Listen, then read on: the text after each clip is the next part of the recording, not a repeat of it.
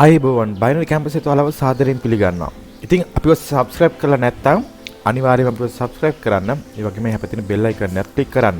ඉතින් අද ඔයාලට අරගෙන අවිලා තියෙන වීඩියෝ එක අපේ individual class එක ළමයෙකුට උගන්වද්දී හිතන විදිහ ඉගෙන ගන්න කියලා එයාලට දීපු example එකක් තියෙනවා. ඉතින් මම හිතුවා මේකත් ඔයාලට වැදගත් වෙයි කියලා.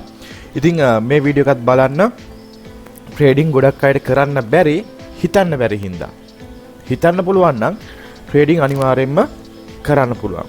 හිතනවා කියලා ඔයාට මේ රොකට් එකක් හදන්න plan කරන්න නැහැ. හරි ඔයාට හඳට යන්න plan කරන්න නැහැ. හඳට යන විදිහ හිතන්න නැහැ. ඔයාට සාමාන්‍ය දේවල් practically හිතන්න තියෙන්නේ. ඔයා දකින්න දේ practically හිතන්න.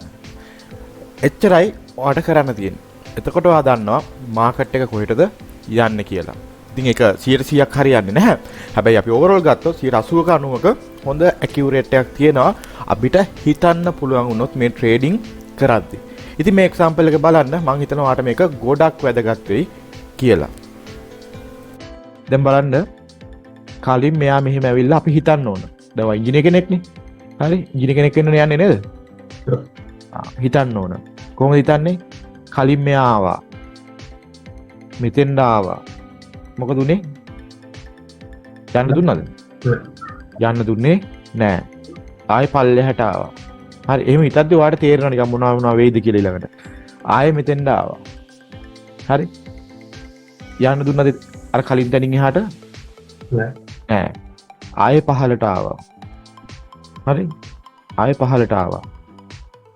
ආයෙත් මෙතෙන් ගියා. මේ ලෙවල් එකමයි. යන්න දුන්නද ඉතින් එහාට? නෑ. ඒ කියන්නේ හිතන්නකෝ පොඩි එක්කෙනෙක් ඉන්නවාට හරි වතුරට බහින්න ආසයි. මේකට ගිහිල්ලා බීච් එකට එක්කන් ගිහිල්ලා මුහුදට යන්න දෙන්නේ අල්ලගෙන ඉන්නවා. හරි? දවස් 3ක් ගියා. දවස් 2ක් ගියා. මේ තුන්වෙනි දවසේ. තුන්වෙනි දවසෙත් ගිහිල්ලා යන්න දෙන්නේ නැහැ. පොර යන්න try කරන ඔයා අතාරින්නේ නැහැ පොඩි එක්කනාගේ. යන්න දෙන්නෙම නැහැ. ආයෙ මොකද කරන්නේ? අර අඬ ගෙදර එනවා. හරි ගෙදර ඇවිල්ලා ඉන්නත් බෑඬනවා. ආයෙ යනවා. ඔන්න මෙතනදී ඔයා අතාරියා.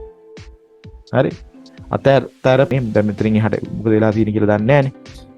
මෙයා යන්න ගිහිල්ලා ඉවුරට ආයෙ පොඩ්ඩක් ඇවිල්ලා ඔයා මොනවා කියයිද කියලා බලලා ආයෙ ආයි.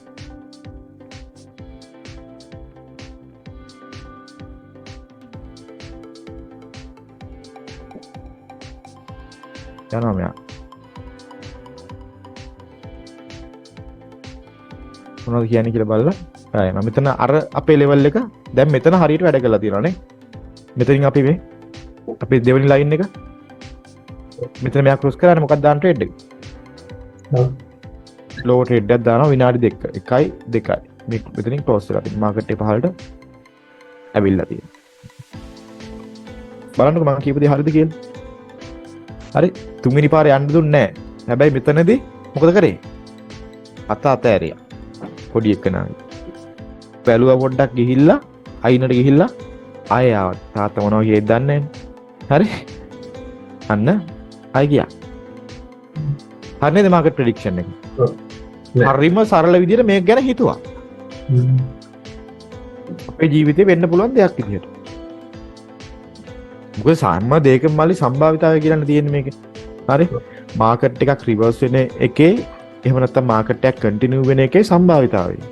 ඒතරේ සම්භාවිතාවය අපි හිතන්න මේව කරන්න ඕනේ. උදාහරණයක් විදිහට ඔයා ගිහලා කන්දක මොකක් කර ප්‍රොජෙක්ට් එකක් කරනවා. හරි? ඒතර ඔයා කල්පනා කරන්න ඕනේ. මෙතන කොහොමද වෙන්නේ? මේ පැත්තට කොහොමද වහින්නේ? හරි? ඒ දේවල් එක්ක මේව කරපුවම මාට හිතුණා මෙහෙට වහි. මෙහෙන් වතුර පාර ගලාගෙන එයි. හරි ගලාගෙන આવුත් මේ පැත්ත හොදගෙන යයි. ඒතර මේ පැත්ත පොඩ්ඩක් ලොකු කණු දාලා හදන්න ඕන. හරි? මම දන්නේ නැහැ මම ඉංජිනේරින් කරලා නැහනේ. හැබැයි මං හිතනවා එහෙම වෙන්නත් හිතන්න ඕනේ. හරි? එතකොට ඔයා මේ පැත්ත හරියට මේව කරනවා.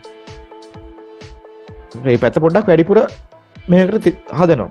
ඒ වගේ තමයි. ඔන්න